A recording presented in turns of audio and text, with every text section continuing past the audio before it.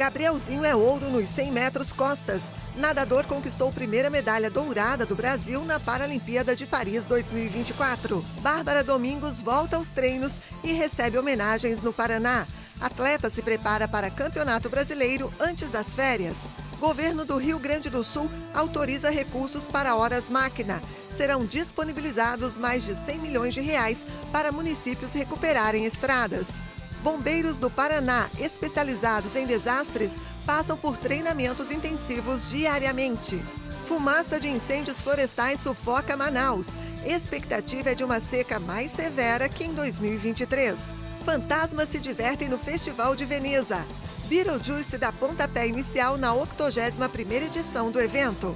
E você vai ver ainda. Grupo Rebuliço celebra cultura local em Garopaba, no litoral catarinense. Encerramento da farinhada terá espetáculo O Mar de Encantos. Essas e outras notícias a partir de agora no Pix News.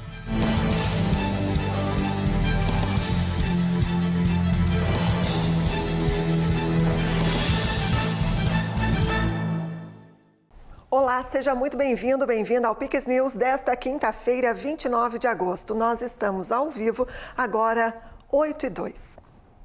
Durante um evento realizado pela Federação das Associações de Municípios do Rio Grande do Sul, o governador do estado gaúcho anunciou a disponibilização de mais de 107 milhões de reais em horas máquina.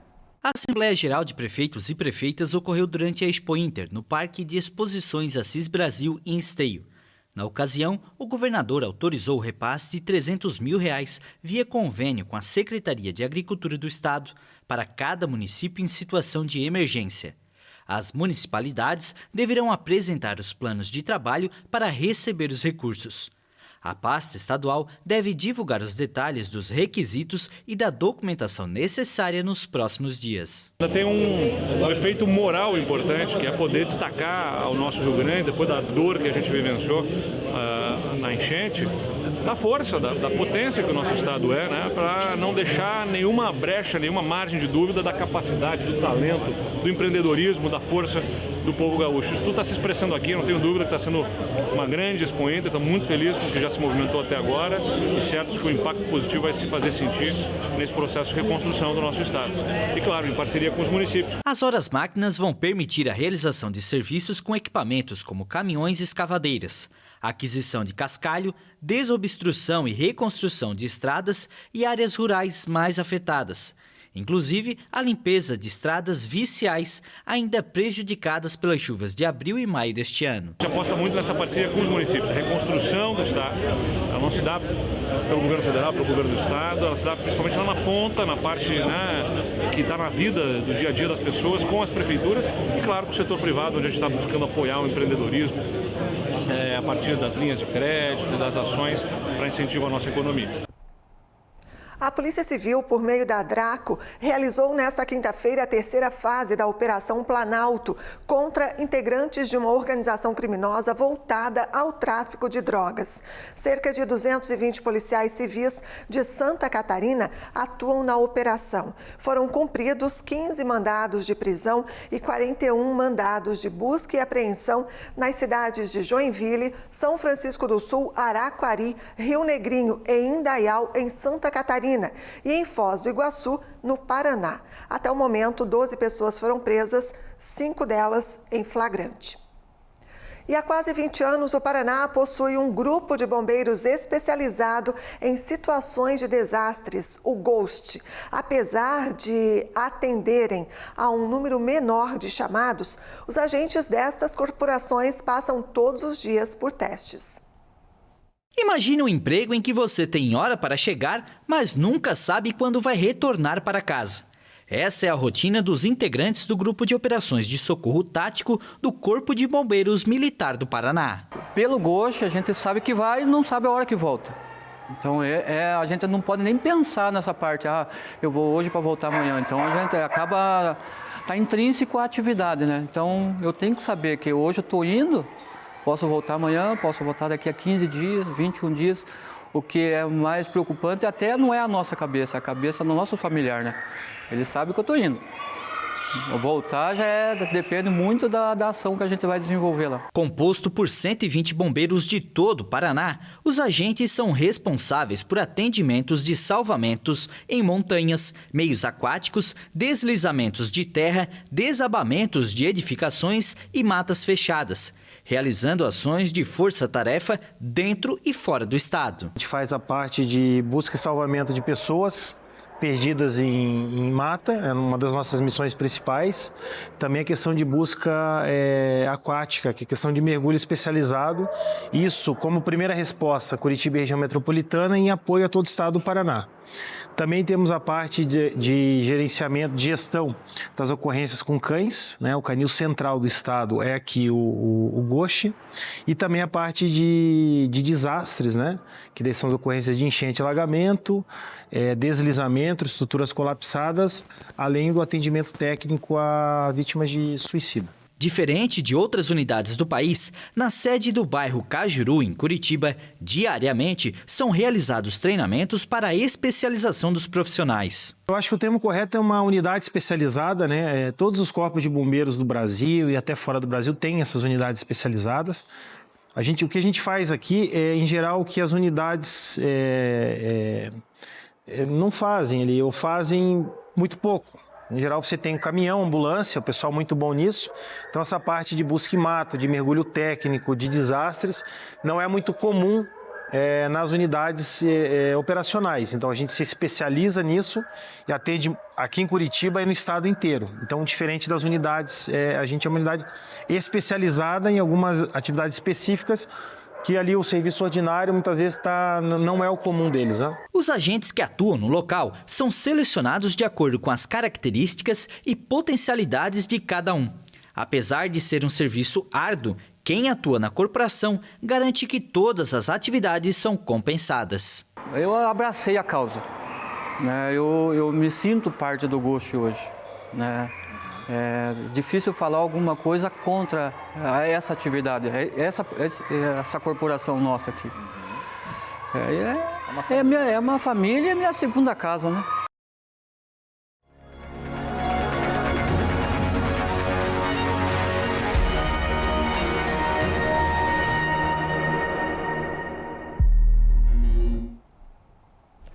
Foi dada a largada. Nesta quarta-feira, a Cidade Luz recebeu milhares de atletas na abertura dos Jogos Paralímpicos de 2024. Uma festa que destacou todos os corpos. Abertos os Jogos Paralímpicos de Paris 2024. Um mês após o início dos Jogos Olímpicos, a capital francesa viu quase 50 mil espectadores acompanharem o evento realizado ao redor do obelisco de Luxor, idealizado pelo prestigiado diretor de teatro francês Thomas Joly. Cerca de 4.400 esportistas de 168 delegações desfilaram pela Champs-Élysées até a Praça da Concórdia. 5 atletas paralímpicos ficaram encarregados de acender a pira, que mais uma vez será o balão icônico de ar quente dos Jogos Olímpicos, localizado no mesmo Jardim das Tulherias. Cerca de 15 mil membros das forças de segurança foram destacados para garantir a organização dos Jogos Paralímpicos.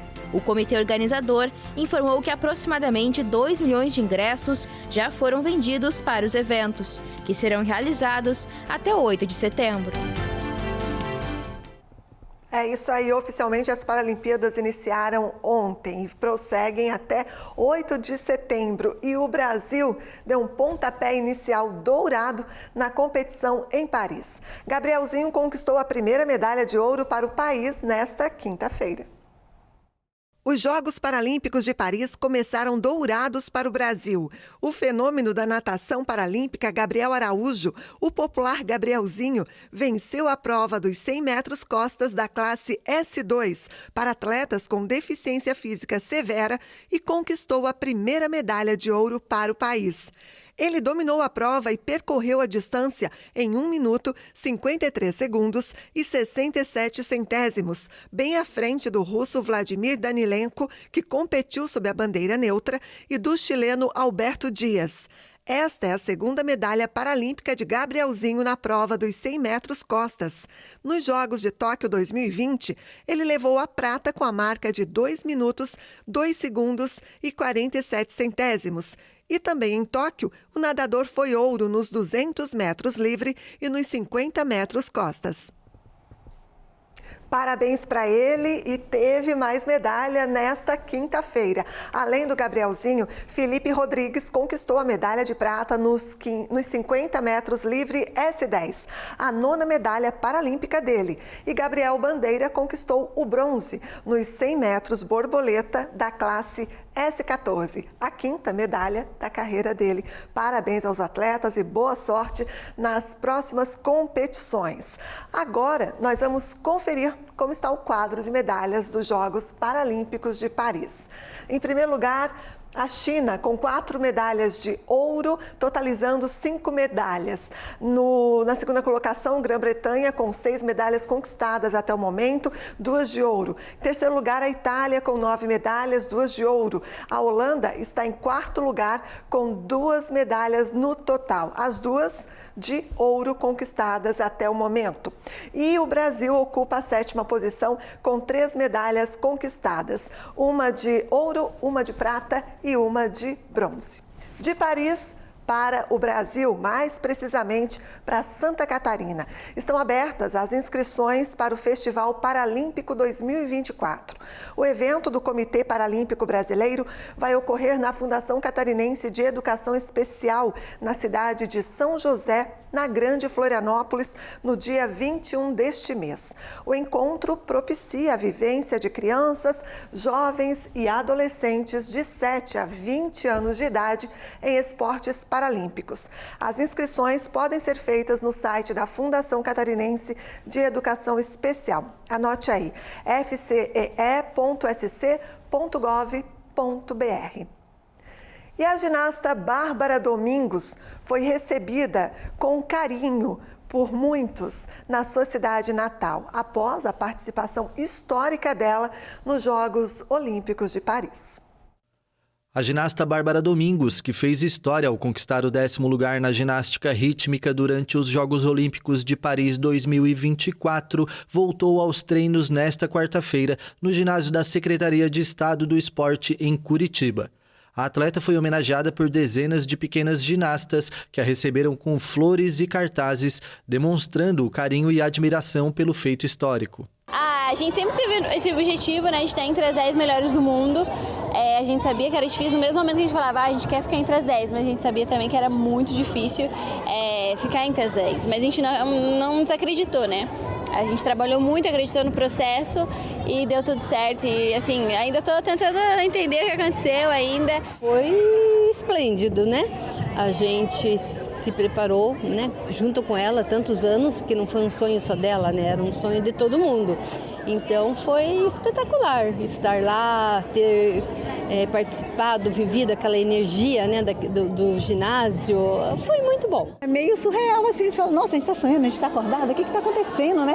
Como que pode virar página, assim, de um dia para o outro, de tudo que a gente está vivendo, né? É tudo muito, realmente especial que a gente está vivendo. Eu falei, vamos viver cada momento, vamos aproveitar, porque isso é fruto de muito trabalho, né? E agora é hora de colher os louros.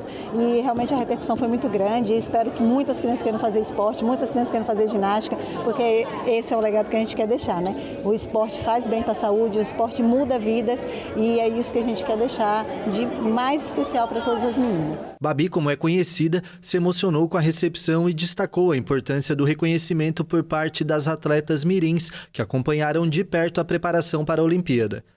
É muito gratificante ter esse reconhecimento, né? Elas sabem, elas viram, estão ali comigo todos os dias no treino, viram o quanto foi difícil, mas a gente conseguiu.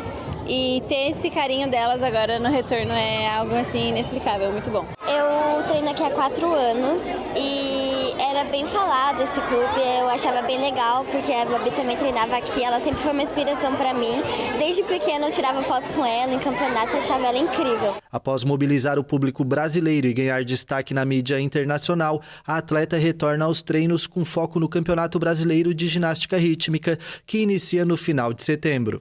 Desde o início da minha carreira eu falo que o meu objetivo sempre foi deixar um legado e escrever o nome na história. Eu acredito que eu tenho feito isso, estou fazendo e assim é algo inexplicável, assim, tá deixando meu nome na história da ginástica rítmica. Um orgulho para nós, tá dentro do plano do governador Ratinho Júnior, essa questão de incentivo ao esporte amador, o incentivo à base para que a gente tenha futuros atletas e principalmente futuros ídolos, como é o caso da Babi hoje, que é a referência. E essa criançada e os projetos sociais vêm abastecer justamente esse processo, esse ciclo virtuoso do esporte. E aí está a ferramenta como transformação social, o esporte de base do Brasil e do Paraná. Com uma carreira iniciada aos 5 anos e sob a orientação da técnica Márcia Naves, Bárbara conquistou o melhor resultado do Brasil na ginástica rítmica olímpica.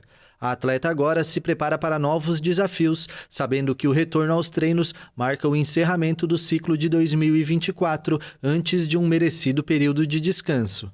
A gente tem agora a última competição do ciclo, né, que é o brasileiro. Pretendo tirar umas fériasinhas mais longas, colocar a cabeça no lugar, pensar nos próximos objetivos e vamos ver, tem que sentar com a minha técnica, ver o que a gente vai traçar agora pra frente e é isso. A Babi sempre fala que ela gostaria de deixar um legado e eu acho que é isso que ela está fazendo. Nós estamos fazendo muitas histórias, história atrás de história. Ela foi a primeira ginasta a pegar uma vaga olímpica no Mundial, isso nunca havia acontecido antes, conquistado, né? E chegar lá e ser finalista olímpica, tipo, foi além do que nós estávamos sonhando, assim.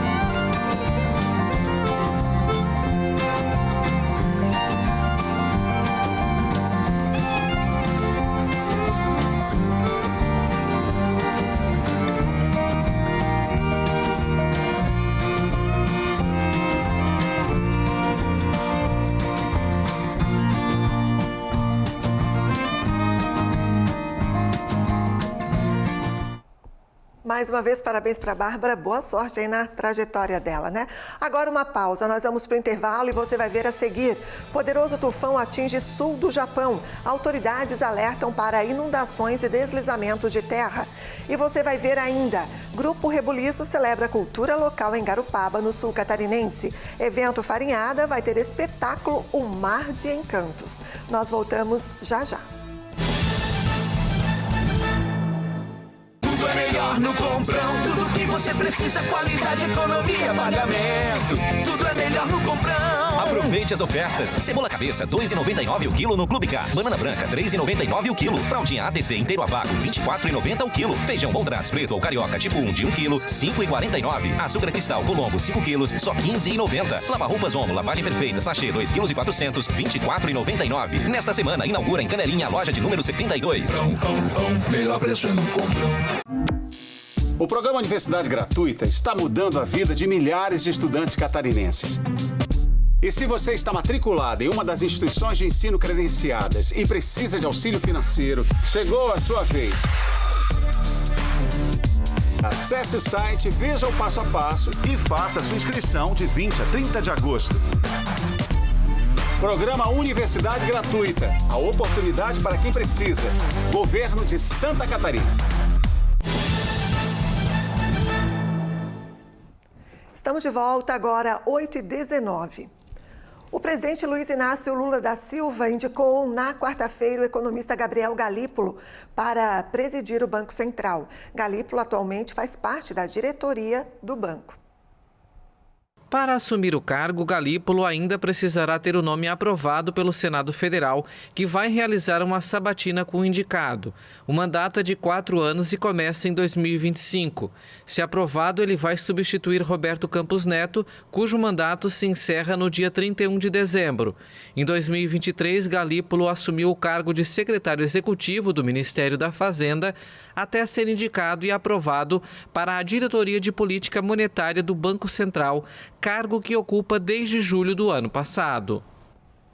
Os últimos dias foram de muita fumaça e qualidade do ar preocupante em Manaus, principalmente nesta quarta. Os incêndios florestais ocorrem há várias semanas em todo o país, especialmente na floresta amazônica e no Pantanal. A fumaça decorrente das intensas queimadas florestais voltou a encobrir Manaus. Moradores da capital do estado do Amazonas se queixam da situação. É realmente triste, né? É algo muito de ver que um lugar tão bonito, né, foi tampado por fumaça, algo que o ser humano, né, pôde produzir, né.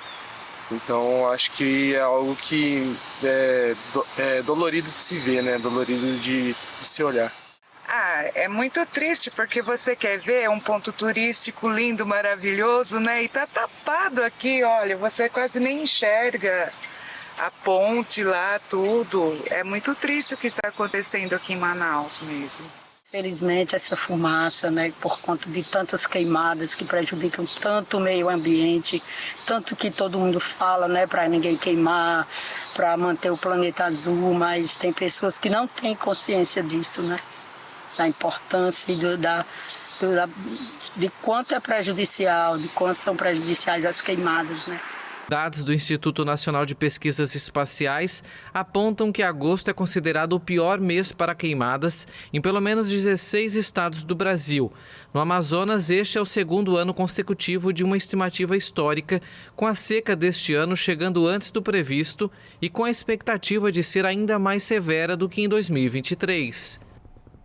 Um poderoso tufão atingiu o Japão nesta quinta-feira, causando chuvas torrenciais e ventos de mais de 250 km por hora. Há alertas para inundações, deslizamento de terra e riscos em geral para os moradores. O tufão Shanshan causou rajadas de até 252 km por hora ao atingir a principal ilha do sul do Japão, Kyushu, na manhã desta quinta, tornando-se a tempestade mais poderosa deste ano e uma das mais fortes em terra firme desde 1960. O fenômeno perdeu força, mas ainda provoca fortes chuvas, enquanto se move lentamente em direção à ilha principal de Honshu.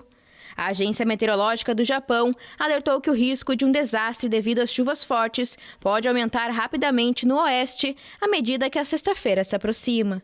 Antes da chegada do tufão, chuvas fortes causaram deslizamento que deixou pelo menos 3 mortos e uma pessoa está desaparecida. As autoridades emitiram alerta máximo em alguns lugares e recomendaram a evacuação de mais de 5 milhões de pessoas.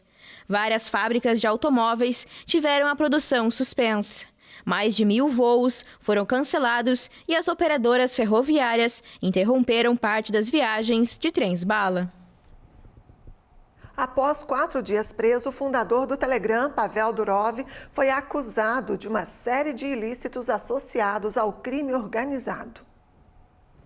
Pavel Durov foi colocado em liberdade com a condição de depositar uma fiança de 5 milhões de euros, aproximadamente 30 milhões de reais. O executivo terá de se apresentar 2 vezes por semana à delegacia e não deixar a França. Durov, um franco-russo que viveu em Dubai nos últimos anos, foi preso no sábado ao chegar a um aeroporto nos arredores de Paris. O presidente francês Emmanuel Macron negou na última segunda-feira que a prisão tenha sido política e disse que ocorreu no âmbito de uma investigação judicial em curso. A prisão de Pavel Durov chocou as autoridades russas e os propagandistas de guerra, que temem que Durov tenha entregado as chaves de criptografia às autoridades de inteligência ocidentais. As mensagens criptografadas desempenham um papel fundamental no contexto da operação russa na Ucrânia, que começou em fevereiro de 2022, e são usadas ativamente por políticos e observadores de ambos os lados. Dados do Departamento de Comércio dos Estados Unidos, divulgados nesta quinta-feira, mostram que a economia do país cresceu mais do que o esperado no segundo trimestre deste ano, devido aos gastos com consumo que estiveram acima do estimado. A maior economia do mundo cresceu a uma taxa anual de 3% entre abril e junho, acima dos 2,8% de uma estimativa anterior. O consumo inesperadamente alto, apesar das taxas de juros ainda mais elevadas, ajudou a impulsionar os números nos últimos tempos.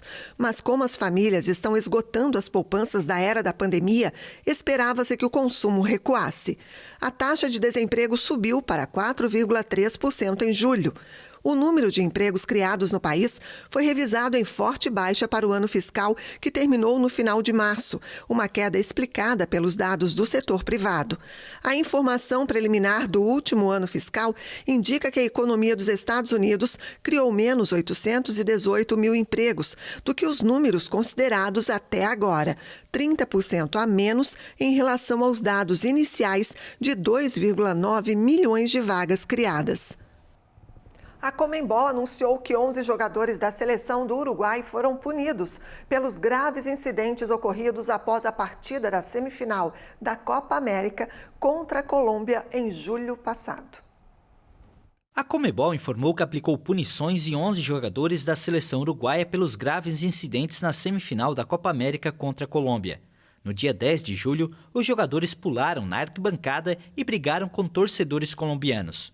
Os jogadores da Celeste alegaram que agiram em defesa dos familiares, que, segundo eles, estavam sendo atacados por torcedores adversários.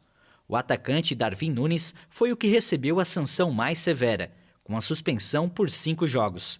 Rodrigo Bentancur e Matias Oliveira foram suspensos por 4 jogos, enquanto Ronald Araújo e José Guimenes foram suspensos por 3 partidas. Todos receberam multa financeira e outros 6 jogadores não foram suspensos. A Conmebol ressaltou que ainda cabe recurso contra as punições, mas não esclareceu quando as suspensões passam a valer. Segundo a imprensa uruguaia, a decisão da Conmebol em relação ao técnico Marcelo Bielsa está pendente. Em entrevista coletiva, El Loco defendeu a atitude dos jogadores e criticou a entidade sul-americana de futebol. A abertura da edição de número 81 do Festival de Cinema de Veneza ocorreu nesta quarta-feira com o lançamento da segunda parte de uma comédia clássica dos anos 80, Os Fantasmas se Divertem, de Tim Burton.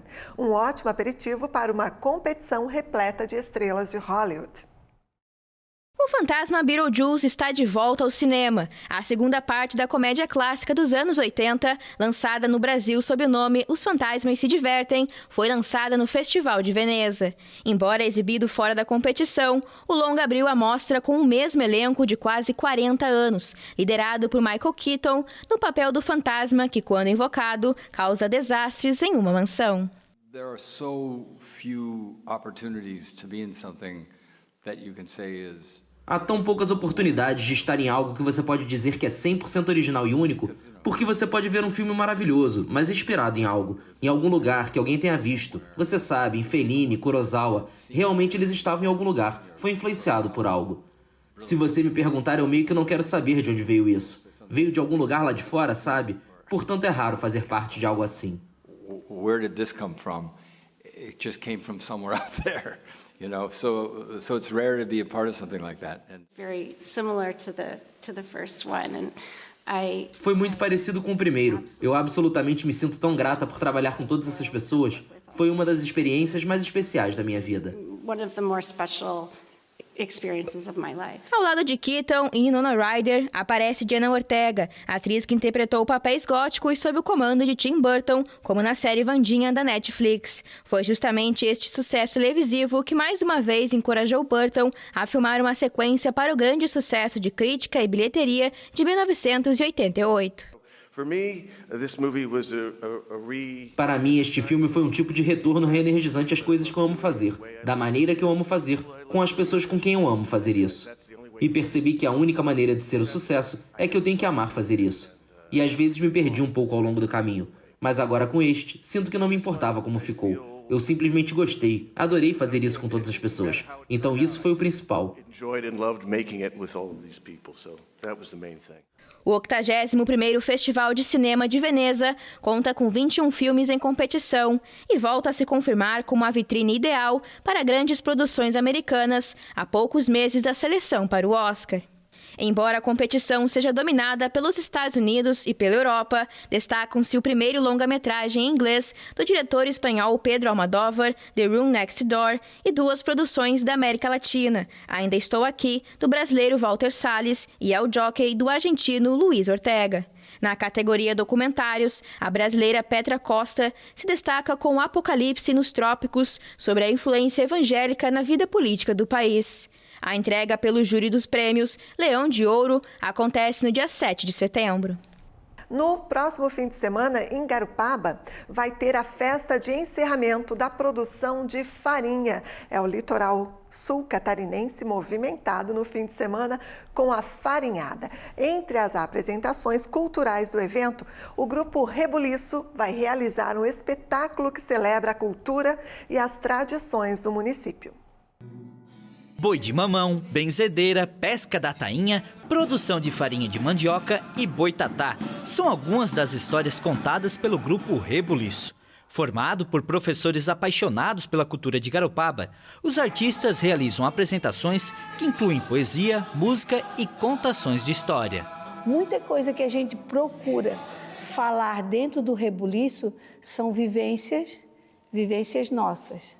Minha, da Nete, do William, né, da Cida, da Blenda, que não está hoje aqui, da Larissa. Principalmente a cultura garopabense. Então, acredito que a cultura garopabense ela é rica, ela é diversificada. Por meio de professores, pode ver que a maioria dos integrantes são professores da rede pública, que vivenciam o dia a dia, a cultura garopabense. Formado por 7 integrantes, cada um tem um papel fundamental na equipe, seja na sonorização, na confecção dos itens do cenário, nos palcos ou nos bastidores. Nete, além de atriz, é contadora de histórias e também é responsável pelas poesias declamadas durante as apresentações. E o mar, ele me inspira muito. Portanto, todas as minhas poesias, elas falam muito sobre a pesca, sobre o mar, sobre a vivência ali da praia, né? A antiga cancha, né? Que era ali chamada. Então, à noite, às vezes, eu estou ali pensando, daqui a pouco vem uma inspiração e aí eu tenho que escrever, né? Eu paro, eu escrevo. Até dormindo, às vezes, eu acordo no meio da noite e aí vem uma história ou um verso e aí eu começo a escrever e dali flui, né? A coisa flui, né? Só vou juntando depois os retalhos, né? Juntando uma coxa de retalhos, vamos dizer. Desde 2018, o grupo se reúne para realizar contações de histórias em diferentes palcos, sempre levando com eles a cultura de Garopaba, seja pelos contos ou fatos que ficaram marcados na memória de muitos garopabenses. Muitas histórias a gente ouve dos avós, dos tios, das irmãs mais velhas, histórias que a gente pergunta para outras pessoas, ou a gente vivenciou, lembrou. Tipo, essa parte de drama, eu conversava muito com a minha tia e ela falava... o meu pai, quando ele era vivo, ele contava muitas histórias de pesca dele, as histórias de boitatá, essas coisas, era muito dessas vivências.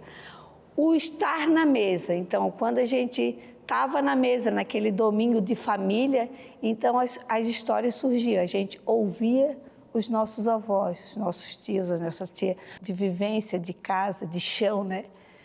Então, é da onde a gente traz. Acostumados a resgatar a cultura local, neste próximo domingo, dia 1º de setembro, o grupo vai participar da 3ª festa de encerramento da Farinhada 2024, que acontecerá no tradicional engenho Vô João e Vó Maria, localizado no bairro Macacu, em Garopaba.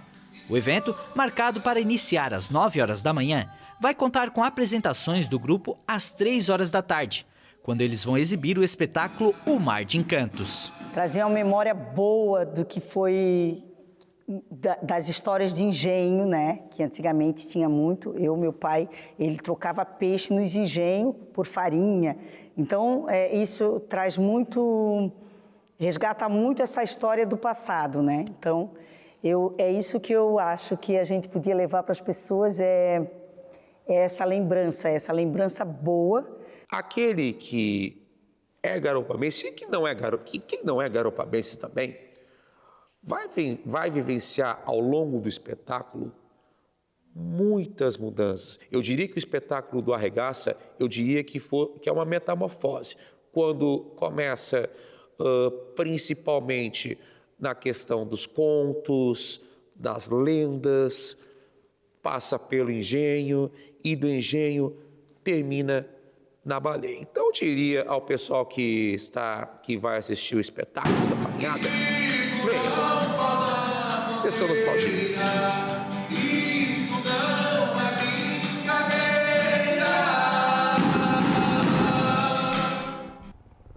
E essa edição do Pix News fica por aqui.